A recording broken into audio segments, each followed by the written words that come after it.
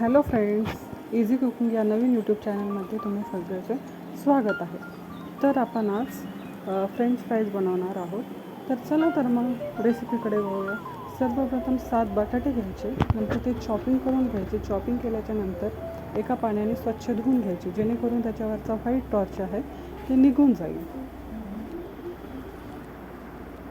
बटाटे धुतल्याच्या नंतर त्याचे काप करून घ्यायचे, रेक्टँगल पद्धतीने काप करून घ्यायचे.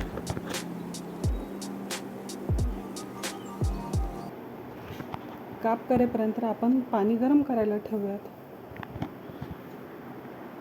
काप करून झालेले आहेत. पाण्याला उकळी आलेली आहे. तर आपण सगळे बटाटे पाण्यात टाकून 1-2 उकळी येऊ देऊयात.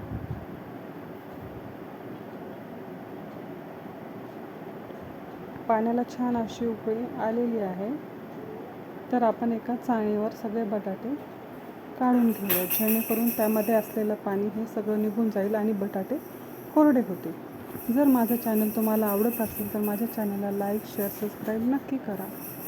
एका कॉटनच्या रुमालावर सगळे बटाटे टाकून त्याला छान कोरडं करून घ्याव्यात, जेणेकरून त्याच्यामध्ये पाण्याचा अंश राहणार नाही.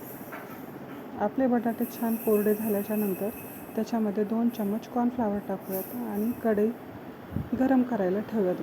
कढई गरम ही कमी आचेवरच ठेवावी, जेणेकरून बटाटे तळताना करपणार नाही आणि बटाटे छान खरपूस तळतील.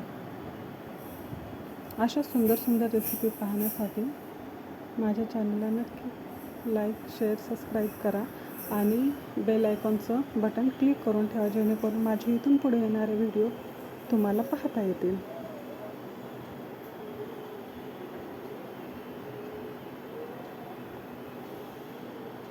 तेल छान असं गरम झालेलं आहे. त्यामध्ये आपण बटाटे तळून घेऊयात. असे करून आपल्याला सगळे बटाटे छान तळून घ्यायचे.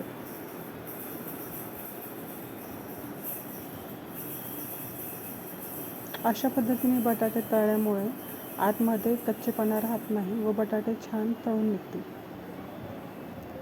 आणि बटाटे सगळे तळून झाल्याच्या नंतर त्यावर मीठ, मिरची तुमच्या आवडीप्रमाणे तुम्ही अजून मॅगी मसाला टाकून तुम्ही सर्व करू शकता. लहान मुलापासून ते मोठ्यांपर्यंत सगळ्यांना आवडणारी ही रेसिपी आहे. बटाटे फार कुरकुरीत असे झालेले आहेत. तर माझ्या रेसिपी आवडत असतील तर लाईक, शेअर, सबस्क्राईब नक्की करा. स्वस्थ रहा, मस्त रहा. Watching for this video. Thank you. Bye. भेटूया पुन्हा एक नवीन रेसिपी घेऊन.